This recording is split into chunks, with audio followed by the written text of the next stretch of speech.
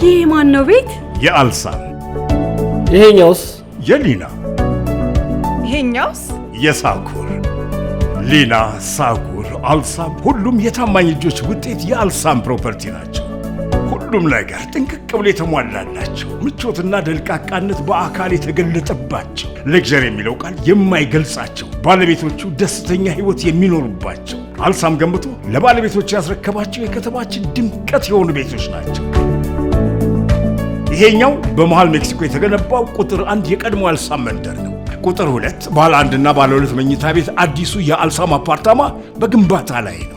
ይህ ቀረሽ የማይባሉት የአልሳም ቤቶች ፈላጊያቸው ብዙ ነውና ግንባታቸው የተጀመሩትን የአፓርታማ ቤቶችን ፈጠን ብለው በመግዛት አንዱን የራስዎ ያድርጉ።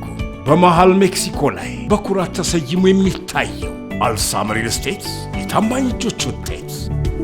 አልሳም ሪል ስቴት